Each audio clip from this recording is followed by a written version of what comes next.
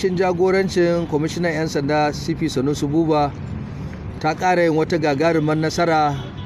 A wannan dalili ne ya sa muka yi gangami na 'yan jarida da masu neman labarai domin mu nuna muku irin nasarorin da rundunar ta samu a cikin wannan lokaci.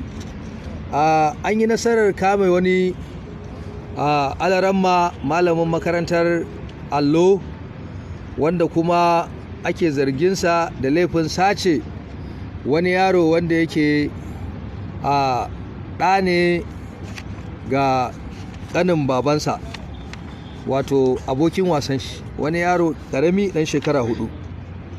An kama Jamilu Idris ɗan shekara 39 wanda yake mazaunin ƙauyen Sabon Fegi a ƙauyen Yankara da ke ƙaramar hukumar Faskari ta jihar Katsina. Ya shirya tsaf lokacin da ya je gidan wannan kawu nashi kuma bai same shi ba, wanda ake kira Kabir Abdullahi. Ya je gidan shi ya sallama bai same shi ba, sai ɗan shi ya fito, ɗan ƙarami wanda ake ce masa Umar Faruk Kabir, ɗan shekara 4. Da ya fito ya gane malam, ya ce baba baya nan. Ya kama hannun shi, abinka da wa da ƙane. Ya siya masa abin madara wannan ta biju, ya yaudare shi, ya siya masa, ya ja hannunsa. Daga nan ya jefa shi a mota, bai tsaya da shi ko ina ba sai dutsen Alhaji da ke Abuja. Bacin ya kai shi, ya ajiye shi a hannun wata ƙanwarsu 'yan uwarsu, inda ya gaya mata cewa tunda bata san yaron ba, cewa wannan yaron almajiri ne, iyayensa kinji maraya ne, gashi ki ajiye mun shi.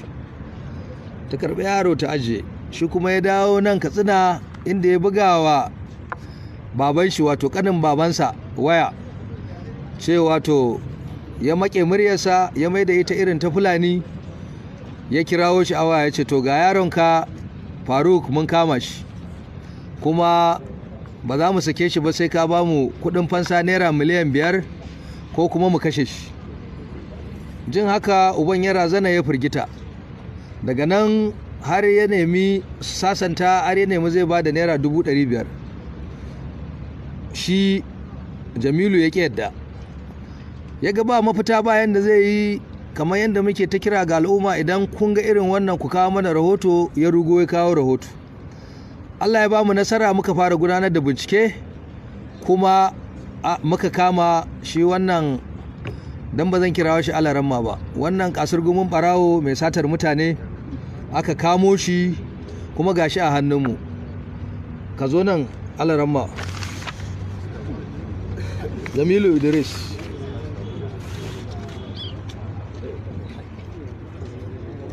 Ya sunanka? Jamilu Idris. Jamilu Idris. Shekara ka nawa? 39. 39. Kana zama a ina ne? A yanzu ina zaune a Yankara. Yankara. A wani ƙauye a Yankara?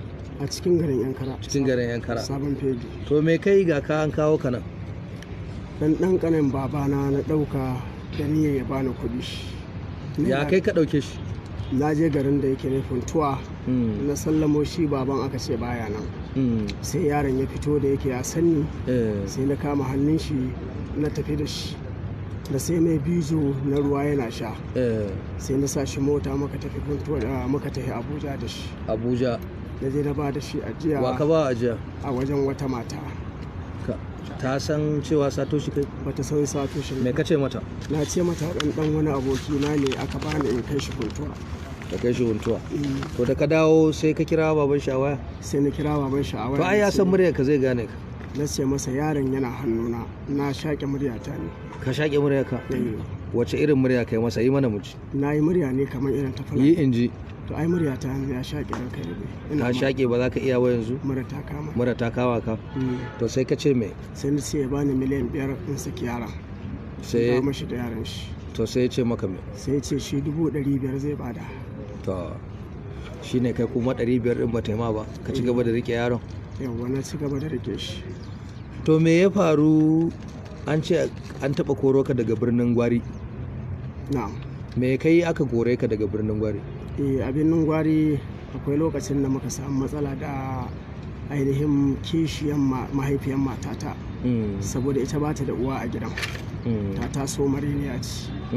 To sai muka samu matsala da ita, sai wata rana ina zaune kawai aka zo muna karatu aka kama ni zuwa fada. An ce ana zargin ka nemi kanwan matarka ne har aka kore ka da kai da almajiranka. Wannan shine abin da ya faru. Kuma ka yi din haka? Ba gaskiya ban yi ba. Kawai zargin ka aka yi? Gaskiya zargi ne. Cewa ka neme ta. To amma mutanen yan karama suna korafi akan cewa kana sa a baya kana shiga gidajen mutane. To wallahi ranka da duk wannan ban san da wannan ba, sai yanzu ma anan na fara jin. Kazafi ne suka yi maka? Gaskiya ne, amma dai wannan ne. To yanzu akan wannan laifin kidnapping da kai, shin me zaka ce wa mutane? Na farko dai kaga kai ga ka makarancin alkur'ani zan ce? To haka ne? Kana da almajirai? Ina da almajirai. Sun kai guda nawa? Za su kai 40. Me kake koya musu? Alkur'ani da fiqh da hadisi. To ashe na ce maka kaga kai alaramma ne ko? Yanzu ya za a ce alaramma wanda ya san Allah da annabi, kullum ku ya kamata a ce kun yi wa'azi jama'a su hankalta akan wannan mummuna abu, kai yanzu a ce ka samu kanka a cikin wannan. To ni abin da zan ce da mutane shine kowa ya kyautata imanin sai ya ji tsoron Allah. Nuna abu na dauke shi matsayin kaddara ce a wajena. Yawa ya zama man kamar kaddara ne, abin da na dauke shi kenan. Me kake nufi da kaddara? Ma'ana ina nihin kaddara kauniya. Ma'ana kaddara ce wadda ni ne jawo abin ne na aikata shi. Kai ka jawo? Yawa, tunda ni kadai na yi shi ba tare da wani ba. To yanzu wannan abu kayi nadama yin sa? Na yi da dama kwarai da gaske, tun kafin ma in zo nan na yi nadama. To Allah ya kiyaye. Amin amin. Mun gode. Je ka zauna. Kasance ɗaya daga cikin masu bamu ƙwarin gwiwa da na like. Ka latsa nan domin tura bidiyon nan ga abokan arziki. Kasance ɗaya daga cikin dubban mabiyan tashar Mamaki TV da na subscribe. Ka danna ƙararrawar sanarwa ta yadda za ka ringa samun bidiyoyinmu da zarar an ɗora.